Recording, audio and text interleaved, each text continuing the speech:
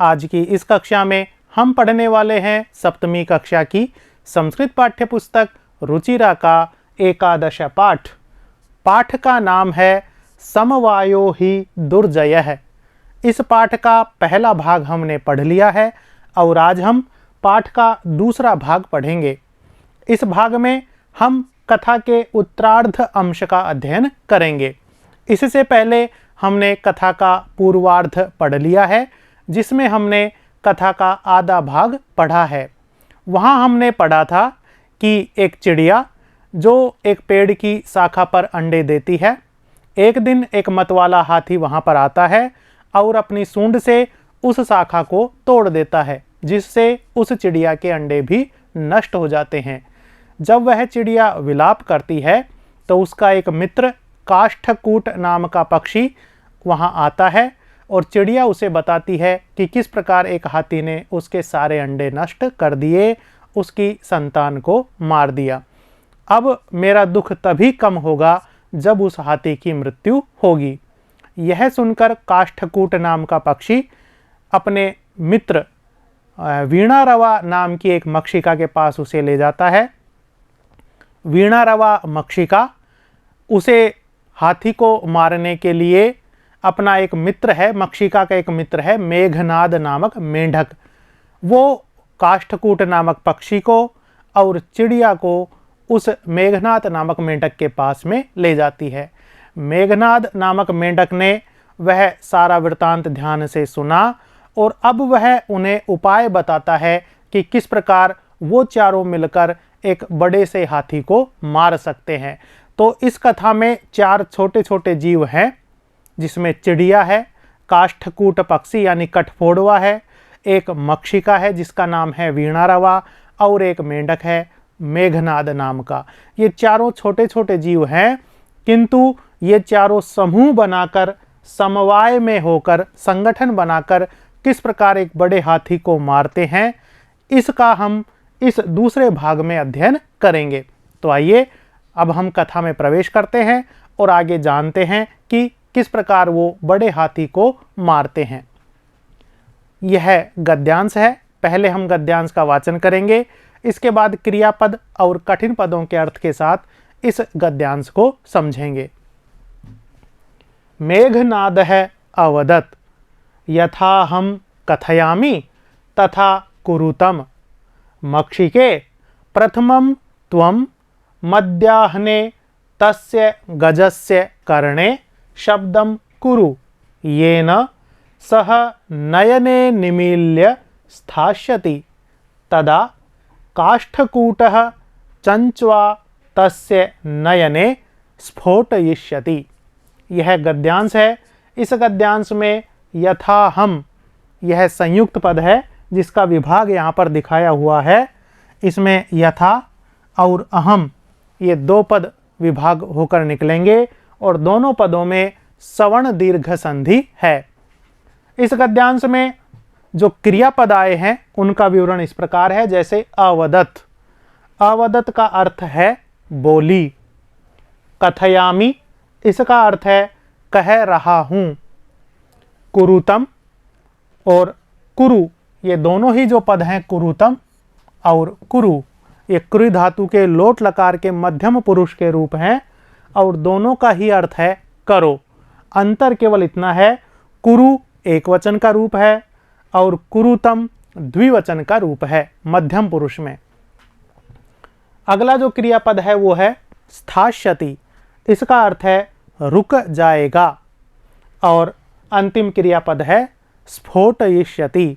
इसका अर्थ है फोड़ देगा।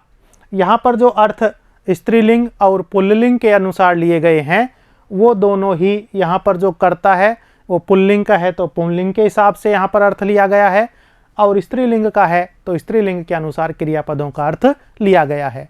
ये क्रियापद थे। अब हम गद्यांश में आए हुए कठिन पदों का अर्थ जान लेते हैं। जैसे मध्याह्ने, इसका अर्थ है दोपहर में। इसी प्रकार कर्णे, कर्णे का अर्थ है कान में। कान, इसमें सप्तमी भक्ति का रूप है कर्णे। नयने, नयने अर्थात दोनों आंखें। नयनम एक वचन में बनेगा नयनम, और द्विवचन का रूप बनाएंगे तो रूप बनेगा नयने। नयने दोनों आँखों को, निमील्य इसका अर्थ है बंद करके, और चंचवा, चंचवा का अर्थ है चोंच से। पक्षी के जो आगे चोंच होती है उसको कहते हैं चंचू, और चंचू शब्द का तृतीय विभक्ति का रूप है चंचवा अर्थात चोंच से। ये कठिन पदों के अर्थ थे जिनका हमने बोध कर लिया है। अब हम गद्यांश का अर्थ जानते हैं और कथा को आगे पढ़ते हैं। मेघनादः अवदत्, मेघनाद बोला। मेघनाद कौन था? मेघनाद मेंढक था जिसका नाम है मेघनाद। तो मेघनाद नाम का वह मेंढक बोला उन तीनों से। क्या बोला? यथा हम, यथा अहम जैसा मैं, कथयामि कहता हूँ, तथा वैसा ही कुरुतम करो, जैसा अब मैं तुम्हें कहूँगा तुम वैसा ही करना। क्या कहा उसने? सबसे पहले वो मक्षिका, मक्खी को कह रहा है। क्या कह रहा है? मक्षिके, हे मक्षिका, प्रथमम सबसे पहले, तुम, मध्याह्ने दोपहर के समय, तस्य गजस्य उस गज के, उस हाथी के, करणे कान में, शब्दम कुरु शब्द करो, आवाज करो। यानी दोपहर के समय हाथी सुस्त हो जाता है तो मक्षिका को उसने कहा कि तुम दोपहर के समय उस हाथी के कान के पास जाकर शब्द करना, आवाज करना। इससे क्या होगा?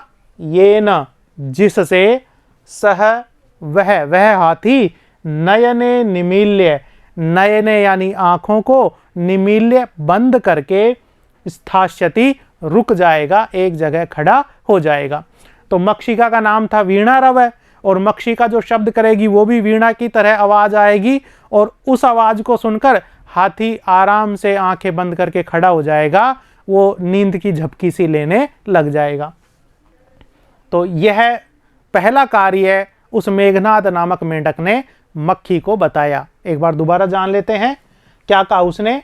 मक्षिके, हे मक्षिका, प्रथमम सबसे पहले, तुम, मध्याह्ने दोपहर के समय, तस्य गजस्य उस हाथी के, करणे कान में, शब्दम कुरु शब्द करना, ये न जिससे, सह वह हाथी, नयने निमील्य दोनों आँखों को बंद करके, स्थास्यति खड़ा हो जाएगा, रुक जाएगा, तदा तब, काष्ठकूट है, यह काष्ठकूट नाम का पक्षी अर्थात कठफोड़वा, चंचवा अपनी चोंच से, तस्य नयने, तस्य उसकी, उस हाथी की, नयने दोनों आँखों को, स्फोटयिष्यति फोड़ देगा। तो कठफोड़वा क्या करता है? वो पेड़ के मोटे तने में, कठोर लकड़ी में भी अपनी चोंच से छेद कर लेता है, बिल बना देता है। और उससे वह दूसरा कार्य बताता है कि जब वह हाथी एक जगह खड़ा हो जाए और अपनी आंखें बंद किए हुए हो, उस समय, तदा तब, उस समय, काष्ठकूट है यह कठफोड़वा, चंचवा अपनी चोंच से, तस्य उसकी, उस हाथी की, नयने दोनों आँखों को, स्फोटयिष्यति फोड़ देगा। तो यह दोनों को, मक्षिका को और काष्ठकूट नामक पक्षी को उस मेघनाद ने कार्य बताया। आगे क्या होता है? एक नया गद्यांश लेते हैं। एवं सह गजः अंधः भविष्यति, तृषार्तः सह जलाशयं गमिष्यति, मार्गे महान् गर्तः अस्ति, तस्य अन्तिके अहम स्थास्यामि, शब्दं च करिष्यामि, मम शब्देन तं गर्तं जलाशयं मत्वा स तस्मिन्नेव गर्ते पतिष्यति मरिष्यति च। यह गद्यांश है। इस गद्यांश में संयुक्त पद जो हैं, जैसे तृषार्तः, यह समस्त पद भी है, साथ में इसमें संधि भी हुई है। क्या संधि है? इसका जब विच्छेद करेंगे तो दो पद निकलेंगे, तृषा आर्तः, और यहाँ पर सवर्ण दीर्घ संधि है। तृषा का अर्थ है प्यास और आर्तः का अर्थ है पीड़ित, प्यास से पीड़ित। समास विग्रह करेंगे तो तृषया आर्तः। दूसरा पद है तस्मिन्नेव, इसमें दो पद हैं तस्मिन् एव, ये पद विभाग था। इसके बाद इस गद्यांश में जो क्रियापद है वो इस प्रकार है। भविष्यति, भविष्यति का अर्थ है हो जाएगा। गमिष्यति अर्थात जाएगा। स्थास्यामि अर्थात रहूँगा। करिष्यामि अर्थात करूँगा। पतिष्यति अर्थात गिर जाएगा, पतन हो जाएगा। और मरिष्यति अर्थात मर जाएगा। तो देखो इन छहों ही क्रियापदों में एक बार जब हम बोलेंगे तो हमें अंत में कुछ समानता सुनाई देगी। भविष्यति, गमिष्यति, स्थास्यामि, करिष्यामि, पतिष्यति, मरिष्यति, शयति और श्यामि। ये जो रूप है ये 6 के 6 रूप लृट लकार के प्रथम पुरुष के एक वचन के रूप हैं। लृट लकार का प्रयोग भविष्यत काल के अर्थ को सूचित करने के लिए होता है। तो ये 6 के 6 क्रियापद हैं वो लृट लकार के रूप हैं। यहाँ पर प्रथम पुरुष के 4 रूप हैं और 2 रूप उत्तम पुरुष के हैं। वो कौन कौन से हैं? इन दोनों रूपों को प्रथम पुरुष के हम नहीं कहेंगे। ये जो दोनों रूप हैं ये दोनों रूप प्रथम पुरुष के स्थान पर उत्तम पुरुष के रूप हैं। वचन इन दोनों में एक वचन ही है। बाकी जो 4 रूप हैं भविष्यति, गमिष्यति, पतिष्यति और मरिष्यति, ये चारों लृट लकार के प्रथम पुरुष के एक वचन के रूप हैं। ये क्रियापद थे। अब हम गद्यांश के कठिन पदों को जानते हैं। जैसे तृषार्तः, इसका अर्थ है प्यास से पीड़ित। जलाशयम, जलाशयम का अर्थ है तालाब को। गर्तः, गर्तः का अर्थ है गड्ढा। अंतिके, अंतिके का अर्थ है पास में, समीप में। और मत्वा अर्थात मानकर या समझकर। ये कठिन पद थे। अब हम गद्यांश का सरलार्थ जानते हैं और कथा को पढ़ते हैं। आगे क्या होता है? मंडूक, जो मेघनाथ था मेंढक, वो कह रहा है एवं इस प्रकार से जब कठफोड़वा इसकी आंखों को फोड़ देगा तब क्या होगा? इस प्रकार सह गजह, वह हाथी अंधः भविष्यति, अंधा हो जाएगा, उसको दिखना बंद हो जाएगा। तृषार्त है अर्थात प्यास से पीड़ित होकर जब इसे प्यास लगेगी उस समय सह वह जलाशयम गमिष्यति, जलाशय की ओर जाएगा, तालाब की ओर जाएगा। मार्गे, रास्ते में महान गर्तः अस्ति, एक बहुत बड़ा गड्ढा है। जलाशय की ओर जाएगा तो उसी मार्ग पे एक बहुत बड़ा गड्ढा है। तस्य अंतिके, उस गड्ढे के पास में ही अहम, मैं स्थास्यामि, रहूंगा। उसी गड्ढे के पास में मैं बैठा रहूंगा। शब्दम च करिष्यामि, और शब्द करूंगा। मेंढक शब्द कब करता है? वो जब वो पानी के पास होता है, पानी के आसपास मेंढक रहता है तो वहां पर मेंढकों की आवाज हमें सुनाई देती है। तो मेंढक की आवाज का मतलब है कि आसपास ही पानी है, तालाब है। तो मेंढक ने ये एक उपाय बताया कि जब वह प्यास से पीड़ित हो जाएगा तो तालाब की ओर जाएगा, लेकिन तालाब पे पहुंचे इससे पहले ये एक बहुत बड़ा गड्ढा है, उस गड्ढे के पास मैं बैठा रहूंगा और वहां पर आवाज करूंगा। मम शब्देन, मेरे शब्द से, मेरी आवाज से, तम गर्तम, उस गर्त को, उस गड्ढे को, जलाशयम मत्वा, तालाब समझकर, स वह, तस्मिन एव गर्ते, उसी गड्ढे में, पतिष्यति, गिर जाएगा, मरिष्यति च, और मर जाएगा। यह उपाय जो है मेंढक ने बताया कि वो जो गड्ढा है उस गड्ढे के पास में बैठा रहूंगा और मेरी आवाज जब वो सुनेगा तो सोचेगा कि आगे तालाब है। जैसे ही वो पानी पीने के लिए उस गड्ढे की ओर झुकेगा तो वो उसमें गिर जाएगा और गिरकर उसी में मर जाएगा। तो मंडूक ने, उस मेंढक ने यह उपाय उन तीनों को बताया। आगे क्या होता है? अथ तथा कृते सह गजः मध्याह्ने मंडूकस्य शब्दम अनुसृत्य महत गर्तस्य अंतः पतितः मृतः च तथा चोक्तम बहूनामप्यसाराणाम समवायो ही दुर्जयः। यह सूक्ति है। इस गद्यांश में कुछ संयुक्त पद हैं, जैसे चोक्तम। चोक्तम का जब संधि विच्छेद करेंगे तो विच्छेद होगा च उक्तम, यहाँ पर गुण संधि है।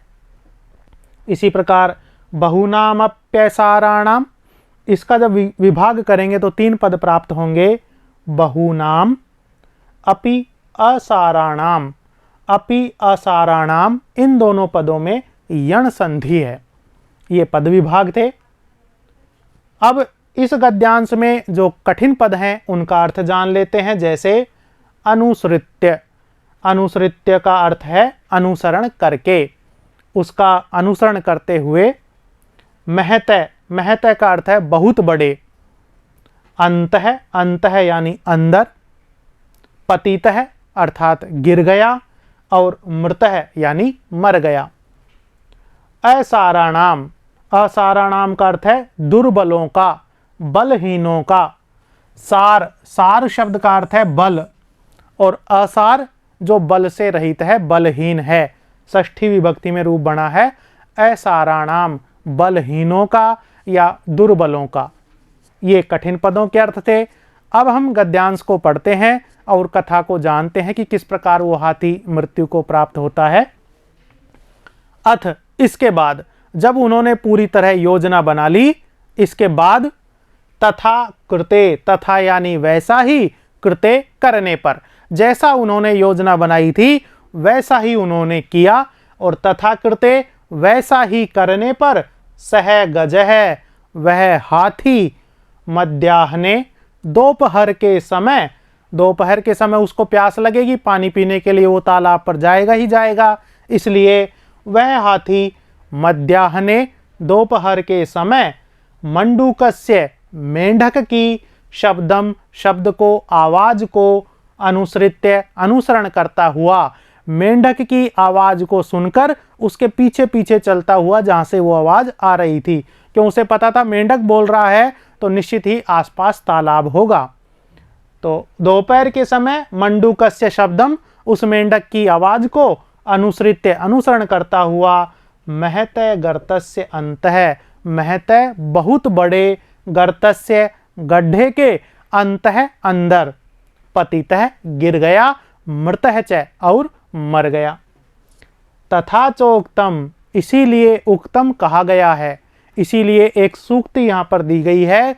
जो क्या है वो सूक्ति, भाव क्या है, बहूनाम असाराणाम अपि, बहूनाम बहुत सारे, असाराणाम दुर्बलों का, दुर्बल प्राणियों का, समवायो समवाय, बहुत सारे बलहीन, जो दुर्बल हैं, कमजोर हैं, छोटे हैं, ऐसे प्राणियों का समूह दुर्जय, दुर्जय होता है, जीतने में बहुत ही कठिन होता है, उसको जीता नहीं जा सकता है। कि बहुत सारे छोटे छोटे प्राणी यदि समूह में हो जाएं, संगठित हो जाएं, तो उन पर विजय प्राप्त नहीं कर सकते हैं। यह इस सूक्ति का भाव है, और यह सूक्ति इस पूरे पाठ में चरितार्थ होती है। हमने यहाँ पर कथा के माध्यम से यह जाना है कि किस प्रकार वो 4 छोटे छोटे जीव अपने से बहुत बलशाली हाथी को भी गड्ढे में गिराकर मार देते हैं। तो इसलिए किसी भी प्राणी को छोटा नहीं समझना चाहिए, छोटे प्राणियों को समूह बनाकर कार्य करना चाहिए, तो वो बड़े से बड़े कार्य में भी सफलता प्राप्त कर लेते हैं। यही इस कथा का उद्देश्य है, और सार रूप में यह सूक्ति का भाव है। यहाँ पर पाठ के अंत में एक चित्र दिया गया है, जिसमें मेंढक, चिड़िया और कठफोड़वा, ये तीनों ऊपर बैठे हुए हैं, और यहाँ पर हाथी जो है वो गड्ढे में पड़कर मरा हुआ है। तो और ये कठफोड़वा ये है जो पेड़ के ऊपर बैठा हुआ है, और ये दोनों चिड़ियाएं हैं, ये मेंढक है। तो इस प्रकार पाठ के अंत में जो चित्र दिया गया है उसमें यह दिखाया गया है कि किस प्रकार इन चारों छोटे जीवों ने मिलकर इस बड़े से हाथी को मार दिया है। तो विद्यार्थियों, यह था पाठ का दूसरा भाग, जिसमें हमने कथा का संपूर्ण अध्ययन कर लिया है। अगले भाग में हम पाठ के प्रश्नोत्तरों का अभ्यास करेंगे। तो मिलते हैं अगले वीडियो में। धन्यवाद।